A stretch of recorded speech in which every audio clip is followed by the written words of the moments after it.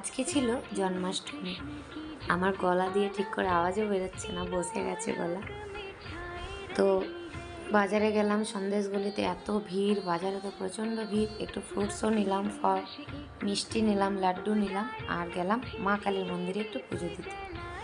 পুজো টুজো দেওয়া হলো, বেরোবো, এত জোরে বৃষ্টি নেমে গেছে, আর তো বেরোতে পারছি না। ওখানে অনেকক্ষণ দাঁড়ালাম, তারপরে বাড়ি এলাম।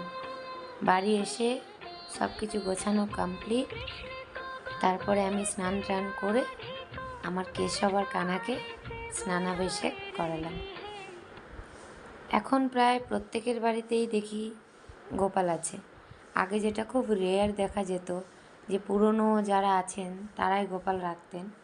এখন কিন্তু এটা খুব কমন হয়ে গেছে, যে প্রায় প্রত্যেকেই ছোট বড় সবাই গোপাল রাখছেন। তো এটা খুব ভালো ব্যাপার, সবার মধ্যে ধার্মিক একটা ব্যাপার এসেছে। কিন্তু যেটা ব্যাপার সেটা হচ্ছে, গোপাল শুধু নিলে হবে না, ওনাকে লাড্ডু গোপাল বাচ্চা একটা, তো ওনাকে সেভাবেই যত্ন করতে হবে। যাই হোক, এটা আমার কেশবের আমার বাড়িতে এই জন্মাষ্টমীতে 1 বছর পূর্ণ হলো। আর এটা হচ্ছে কানা, এনার এই বছরটা নিয়ে এই বাড়িতে 5 বছর পূর্ণ হলো। তো আমি একটু সাজিয়ে নিয়েছিলাম তাড়াহুড়ো করে, অতটা সময় পাইনি, কারণ ভোগ থেকে শুরু করে সমস্ত গোছানো থেকে শুরু করে সবটাই আমাকে একাই করতে হয়।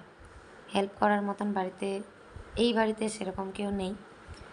তো দেখো কি সুন্দর লাগছে স্নান করার পরে। পুজো টুজো দেওয়া হয়ে গেছে। পুজো দেওয়ার পরে আমি একটু আরতি করছিলাম রাত্রেবেলা। এটা তো পুজোর সময় আর আমি ভিডিও করিনি, কারণ ওটা আমি পুজোর সময় পুজোটাই মন দিয়ে করি, তখন আর ক্যামেরা অন করা হয় না আমার। তো সন্ধ্যাবেলা একটু আরতি করলাম। বাইরে প্রচণ্ড বৃষ্টি পড়ছে, ভেবেছি একটু বাজারে যাব, মন্দিরে, চকবাজার হরি মন্দিরে পুজো দিতে। তো বাড়ির পুজো কমপ্লিট করে সবাইকে প্রসাদ দিয়ে, এখানটা সব কিছু পুজোর জিনিস গুছিয়ে, সবাই তো জানোই পুজোর দিন ঘরের কি অবস্থা হয়ে যায়, রান্না বান্না এদিক ওদিক জিনিসপত্র পুরো ছেটানো থাকে। সমস্ত কিছু গুছিয়ে আমি গেলাম, আমি আর আমার বান্ধবী, চকবাজার হরি মন্দিরে। ওখানে গিয়েও দেখছি প্রচণ্ড ভিড়, অনেকক্ষণ লাইন দেওয়ার পরে আমি এই জায়গাটায় ঢুকতে পেরেছি।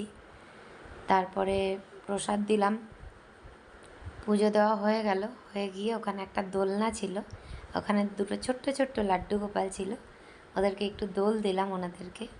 তো আজকের দিনটা আমার তো খুব ভালো কাটলো, তোমাদের কেমন কাটলো একটু জানিও। বৃষ্টি